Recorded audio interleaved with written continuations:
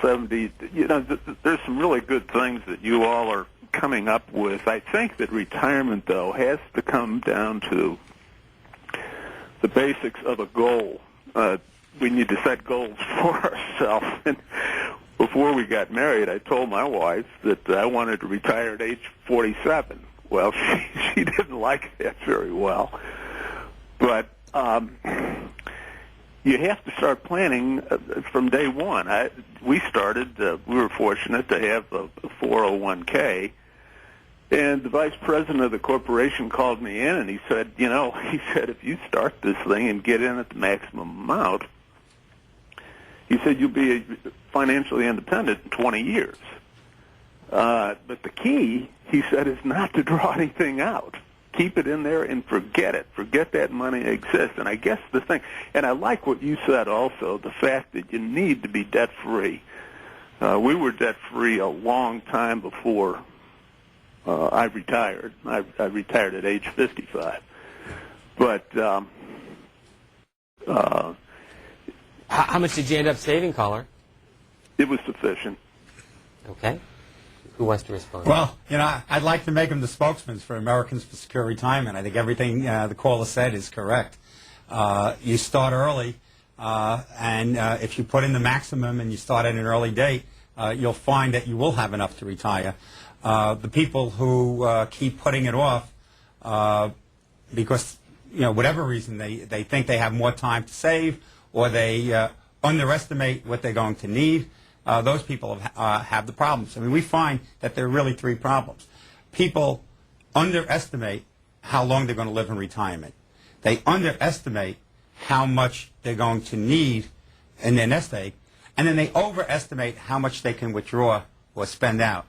The MetLife Mature Market Institute did a study, and 43% of the people thought that at age 65, if they had a nest egg of, say, $100,000, that they could withdraw $10,000 from that nest egg each and every year for the rest of their lives. That nest egg would last probably 13 years at $100,000 withdrawal. Now, you're also a senior vice president at MetLife. Are you selling these annuities that you're proposing? My position at MetLife, I'm the tax director, so I do corporate tax. I happen to be very interested in retirement security, so I volunteered to do this additional assignment. So I'm not selling any products. MetLife does sell a full range of annuity products. Next call is from Pocatello, Idaho. Go ahead, please. Yes. I listened to C-SPAN, and over the months, they've showed 3 different programs that indicate Social Security can be saved in its present form. My call is to see if I understood the previous 3 programs.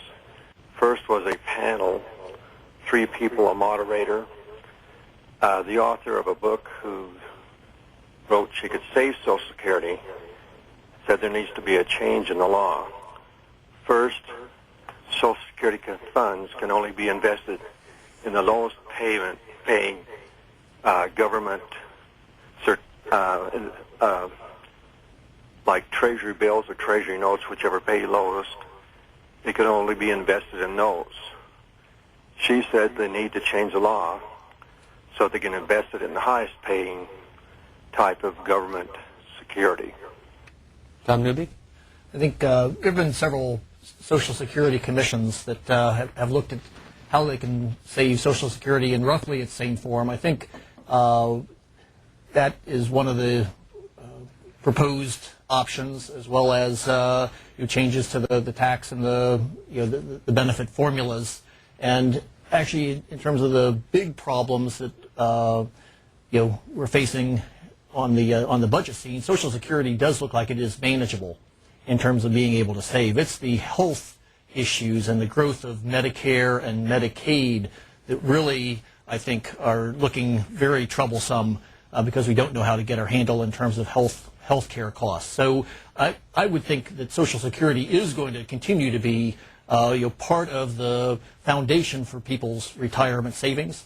But again, it can't be relied upon completely. One of the good things about Social Security is that the benefits are inflation adjusted, so that if inflation does increase, the benefits increase correspondingly.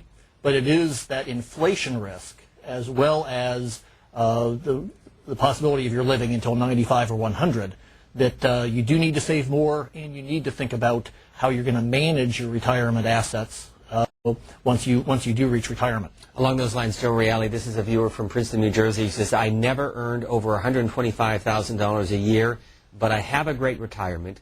But a guy earning $40,000 can't do it. The rich still get pensions or their equivalent. The problem is lower middle income and the poor. Well, I can't argue with that statement. Although, many of the rich aren't saving enough for retirement.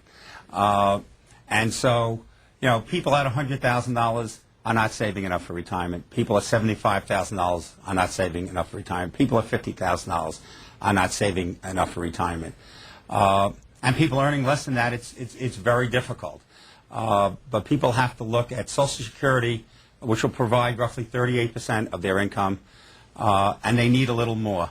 And so people have to look at ways that they can do without something today, make a slight reduction in their standard of living today, so they do not have to make a drastic reduction in their standard of living in their retirement years. Prescott, Arizona, a viewer under the age of 55. Go ahead, please. Prescott, Arizona, you with us?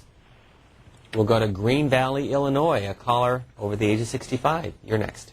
Yes. Well, I'm disappointed in this conversation about Social Security. Social Security itself is not just for retirement. If you look at the actual expenditures in Social Security, you'll find that a large portion of that is going to someone who is under 35 years of age. They die. The main winner family money maker is passed on with a couple of children, and they're on Social Security till they get through high school or 19 years of age. So Social Security is actually a insurance policy. It's not just a retirement.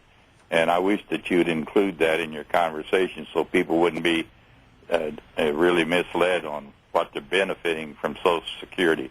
I'm 78 years old, and I've seen many families who children has been raised on Social Security, and I think that should be brought out. Thank you. We should point out, for the purposes of this discussion, it was part of your study as one part of the guaranteed income for retirees.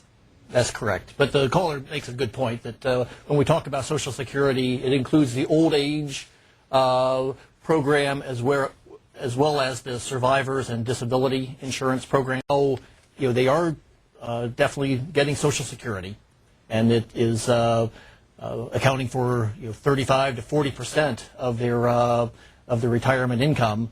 Those who are fortunate enough to have employer benefit plans, pension plans as well, do better than those who don't. But then people are saving, not enough, at least on average. And how are they going to fare if they attempt to maintain their standard of living over the rest of their life? And we're finding that a lot of them will be able to do it. But if you're fortunate to live to 90 or 95, there is a risk that you would have to reduce your standard of living. And besides that obvious point, was there any one thing that surprised you about this study? Well, one of the surprising things in our study was that people who are 7 years from retirement are in substantially worse shape than people who are approaching retirement today. And I think there are several reasons for that. One is when we look at the government data on people's financial assets, the people aged 55 to 60 have significantly less than those between 62 and 67. And if they are saving even at a 9% rate out of their income, they aren't going to make it up to the same financial asset level as the people at age 65 currently. Also, the younger people are less likely to have employer-defined benefit plans than the current retirees, because that coverage is unfortunately dropping. And so I think those two reasons make the people who are 58 or even 50 probably going to have to rely more in terms of their own savings. And again, that point